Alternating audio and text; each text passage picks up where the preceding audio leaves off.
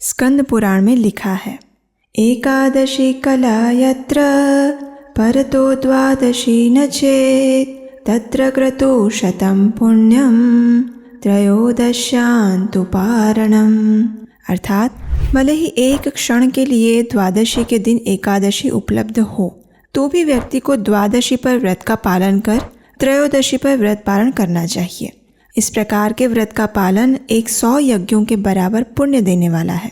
और आपको जानकर प्रसन्नता होगी कि ऐसी एकादशी तिथि है यही विजया एकादशी, जो कि इस बार 17 फरवरी 2023 शुक्रवार को है।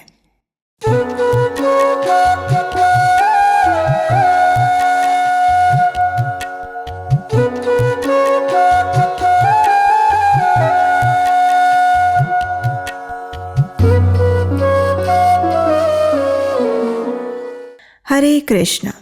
ये उस समय की बात है जब महाराज युधिष्ठिर इस संपूर्ण भारतवर्ष पर राज्य कर रहे थे।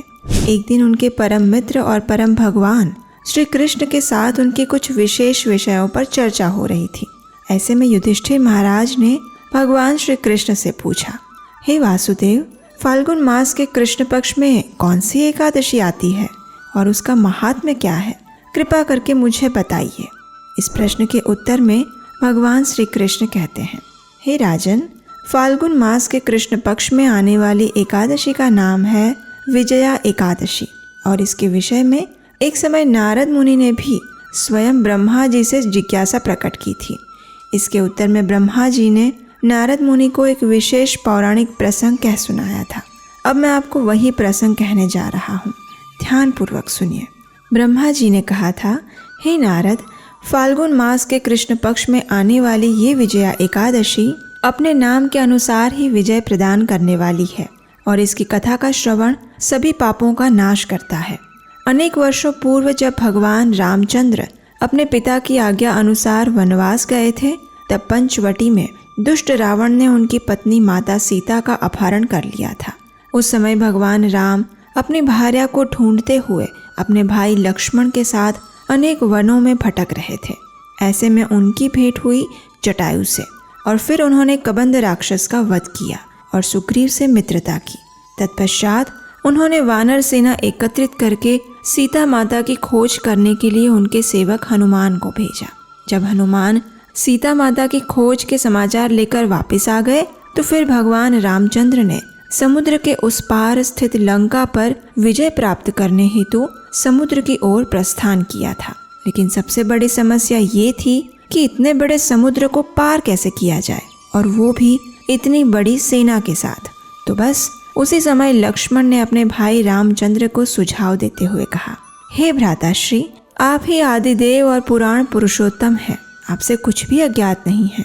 आप ये भी जानते हैं कि हम जिस स्थान पर है उसी द्वीप पर महान ऋषि बकदालभ्य का आश्रम है। क्यों ना हम उन्हीं से इस समस्या का समाधान पूछे। भगवान रामचंद्र ने लक्ष्मण की बात मान ली और वे ऋषि बकदालभ्य के आश्रम में पहुंचे। वहां जाकर उन्होंने ऋषि को प्रणाम किया और कहा, हे महान ऋषिवर, मैं यहाँ लंका पर चढ़ाई करके दुष्ट रावण का संहार करने आया हूँ।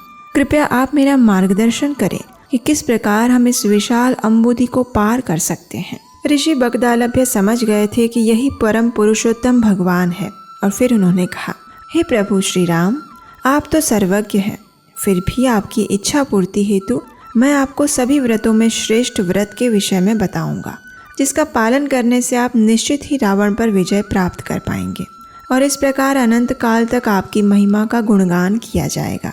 और ये व्रत है फाल्गुन मास के कृष्ण पक्ष में आने वाली विजया एकादशी। इसका पालन करने से व्यक्ति को हर प्रकार की विजय प्राप्त होती है। इसलिए इसका पालन करने की इच्छुक व्यक्ति को दशमी के दिन सोने, चांदी, पीतल, तांबे या फिर मिट्टी के कलश की स्थापना करनी चाहिए। उसके उपरांत एकादशी के दिन पुष्पमाला, चंदन, सुपारी और नारियल अर्पित करके उस कलश की पूजा करनी चाहिए। संपूर्ण एकादशी व्रत में घी का अखंड दीपक जलाने से व्रत की सिद्धि होती है। उसके उपरांत द्वादशी के दिन किसी नदी या तालाब के किनारे जाकर इस कलश की पूजा करनी चाहिए और फिर उसे किसी ब्राह्मण को दान देना चाहिए। इस प्रकार व्रत का पालन करने से आपकी विजय अवश्य होगी।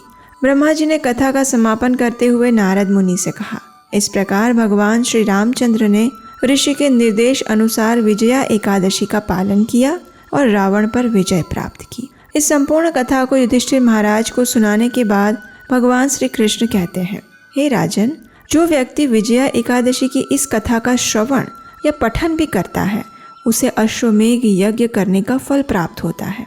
ऋषि बकदालभ्य ने जो एकादशी की व्रत विधि बताई है वो तो हमने सुन ली, लेकिन हो सकता है आप इसे और सरलता से करना चाहते हो। तो चलिए अब हम बात करते हैं इस एकादशी का पालन करने की सरलतम विधि क्या है। तो सर्वप्रथम दशमी के दिन से ही आप स्वयं को तैयार करना प्रारंभ करें मानसिक रूप से। दशमी के दिन संध्या के समय भारी भोजन ना लें और प्रयास करें कि सूर्यास्त से पहले ही भोजन ले लें। जिस दिन हम एकादशी व्रत का पालन करना चाहते हैं उस दिन प्रातः ब्रह्म मुहूर्त में उठ जाइए, स्नान इत्यादि से स्वयं को शारीरिक रूप से स्वच्छ कर लें। उसके बाद आप अपने घर में या फिर मंदिर में जाकर भगवान श्री कृष्ण की मंगला आरती करें। अगर यह आपके लिए संभव नहीं है तो कम से कम उसका ऑनलाइन दर्शन अवश्य करें। उसके बाद घर में पूजा के स्थान पर या मंदिर में जाकर दाहिने हाथ में अंजलि भरकर गंगा जल लें और विजया एकादशी व्रत का संकल्प लें। अब घर में ही तुलसी पूजन करें, तुलसी देवी को जल अर्पण करें, उनकी 4 बार प्रदक्षिणा करें, उन्हें घी का दीपक अर्पित करें और फिर उनके समक्ष बैठकर हरे कृष्ण महामंत्र का अधिक से अधिक जाप करें। यानी हरे कृष्ण कृष्ण कृष्ण हरे हरे, हरे राम राम राम हरे हरे। संपूर्ण दिन के दौरान आप अपने दैनिक कार्य करते समय भी परम भगवान श्री कृष्ण के दिव्य गुण और लीलाओं का चिंतन करने का प्रयास करें। उनकी कथा को सुन सकते हैं और श्रीमद् भागवतम से पढ़ भी सकते हैं। एकादशी उपवास में किसी भी प्रकार के अन्न, दाल, चावल या उससे बने हुए खाद्य पदार्थ का संपूर्ण त्याग करना चाहिए। प्रयास करें कि अगर आप एकादशी व्रत का पालन कर रहे हैं तो चाय, कॉफ़ी, चॉकलेट जैसे पदार्थों का सेवन भी ना करें। अपने शरीर की क्षमता अनुसार आप ये उपवास बिना जल के या फिर जल और दूध के साथ कर सकते हैं। यदि ये संभव नहीं है तो आप जल, दूध, फल और एकादशी प्रसाद के साथ उपवास कर सकते हैं। संध्या के समय घर में भगवान के समक्ष और तुलसी देवी के समक्ष घी का दीपक अर्पित करें। सभी परिवार के साथ मिलकर हरि नाम का कीर्तन करें। अगले दिन पारण से पूर्व भगवान के लिए स्वादिष्ट भोग बनाएं, उसे भगवान को अर्पित करें और फिर प्रसाद रूप में किसी सुयोग्य ब्राह्मण या वैष्णव को अपने घर पर बुलाकर खिलाएं। अपनी क्षमता अनुसार कुछ न कुछ दान दें और फिर अंत में भगवान से प्रार्थना करके इस एकादशी के फल को उन्हें समर्पित करके आप भी एकादशी व्रत का पारण करें। अब देखिए, आप में से कुछ लोगों के मन में प्रश्न होगा कि अगर 17 को एकादशी व्रत रखते हैं और 18 को उसको पारण करना है तो उस दिन तो शिवरात्रि है और हम तो शिवरात्रि का भी व्रत रखते हैं, तो फिर पारण कैसे किया जाए? तो बात यह है कि वैष्णव कैलेंडर के अनुसार शिवरात्रि 19 तारीख को है, 18 को नहीं। इसलिए आप 18 को एकादशी का पारण सामान्य रूप से कर सकते हैं और फिर 19 को शिवरात्रि का उपवास भी रख सकते हैं। लेकिन अगर आप 18 तारीख को शिवरात्रि का उपवास रखना चाहते हैं तो ऐसे केस में आप एकादशी पारण के समय पर भगवान को अर्पित एक चावल का दाना लेकर भी पारण कर सकते हैं और फिर आप अपना शिवरात्रि का उपवास कंटिन्यू रख सकते हैं। प्रत्येक मास की सभी एकादशी तिथि के विषय में हम जो आपको शास्त्रों से प्रमाणित जानकारी देते हैं वो अगर आपको अच्छी लगती है, उपयोगी लगती है, तो आप हमें इस कार्य के लिए सहयोग कर सकते हैं स्क्रीन पर दिए गए नंबर पर अपना आर्थिक योगदान भेजकर। क्योंकि हमारे शास्त्रों में कहा गया है ना कि धर्मो रक्षति रक्षितः, यानी धर्म उसकी रक्षा करता है जो धर्म की रक्षा करता है। और हम सबका कर्तव्य है कि हम अपने वैदिक सनातन धर्म की रक्षा करें और उसका प्रचार भी। अगर आप हमारे चैनल पर पहली बार आए हैं और आपने अभी तक इसे सब्सक्राइब नहीं किया तो अभी कीजिए। इस वीडियो को अपने मित्रों और परिवारों के साथ शेयर कीजिए और जन जन तक एकादशी की महिमा को पहुंचाइए। तो चलिए अपने तन और मन को श्री कृष्ण की सेवा में अर्पित करते हुए इस विजया एकादशी का निष्ठापूर्वक पालन करते हैं और परम आध्यात्मिक गंतव्य की ओर प्रस्थान करते हैं। अच्छा, एक बात और, क्या आप नीलाचल होकर आए? अभी जाइए हमारी वेबसाइट नीलाचल.com पर, जहां भक्तों द्वारा बनाए गए सुंदर जगन्नाथ जी स्मित के साथ आपका स्वागत कर रहे हैं। उन्हें अपने घर पर बुलाइए और हमेशा उनकी कृपा की छत्र छाया में रहिए। हरे कृष्णा।